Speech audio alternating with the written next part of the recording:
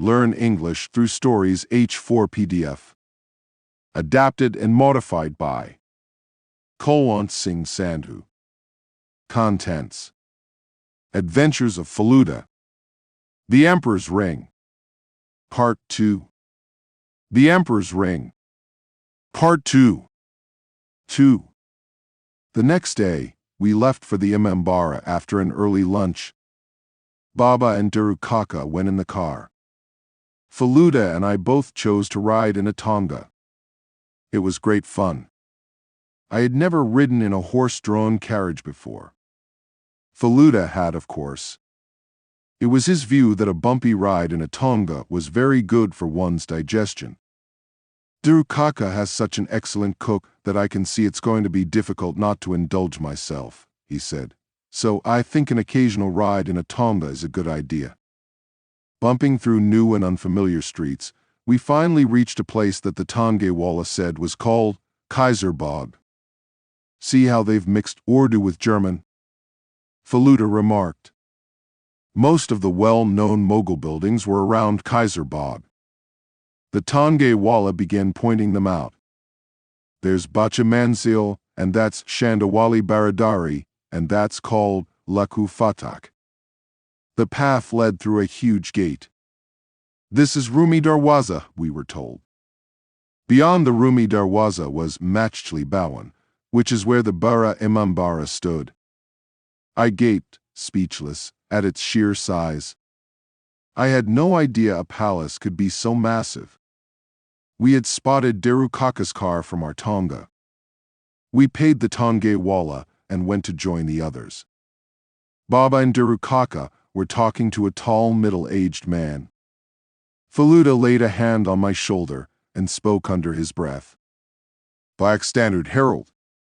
True enough, there was a Black Standard Herald parked next to Duru Kaka's car. Look at that fresh mark on the mudguard. How do you know it's fresh? It's white paint, can't you see? The car must have brushed against a newly painted wall or a gate. If the car wasn't washed this morning, that mark could well have got there last night. Duru Kaka greeted us. Come and meet Banabehari Babu, the man with a zoo in his house. Surprised, I raised my hands in a namaskar. Was this indeed that strange man? He was fair, about 6 feet tall, sported a thin mustache and a pointed beard, and wore gold-framed glasses. The whole effect was quite impressive. He thumped me on the back and said, How do you find the capital of Laxman? You do know, don't you, that in the ancient times Lucknow was known as Laxmanavadi? His voice matched his personality. Bolabahari Babu was going to Chowk Bazaar, said Duru Kaka. He stopped here only because he saw our car. Yes, said the gentleman. I usually go out in the afternoon. Most of my mornings and evenings have to be devoted to the animals. In fact, said Duru Kaka, we were planning to descend on you. These two are very interested in seeing your zoo. Good. You're welcome any time. Why don't you come today? I'm always happy to receive visitors. But most people are too scared to step into my house. They think the cages I've put my animals in are not as strong as those in a regular zoo. If that was the case, how do you suppose I have survived all these years? Everyone laughed at this little joke, with the only exception of Feluda. He leant closer to me and muttered, The man's reeking with tar, attempting to hide the smell of animals, probably, I think. The Standard, as it turned out, did not belong to Banabihari Babu, for I saw him call his driver from a blue ambassador and give him a couple of letters to post. Then he said to us, You'll see the Imambara, won't you? We can go back to my place afterwards. Are you coming in with us? Yes, why not? I've been in it just once before. That was in 1963, 2 days after I arrived in Lucknow. Time I see again what these Nawabs can get up to. We passed through the gate and began walking across a large courtyard towards the main building. 200 years ago, said Banabahari Babu, walking by my side, Nawab Asaf ud Dullah built this palace. He wanted it to outshine all the buildings in Agra and Delhi. So a competition was held among the most well-known designers and architects. The best design was selected. and you can see the final result. It may not be as beautiful as some of the other Mughal buildings, but it is certainly the number one as far as the size of a palace goes. No other palace in the world has such a large audience hall. A whole football stadium could fit into this, I thought, staring at the hall. But that wasn't all. Outside there was a massive well.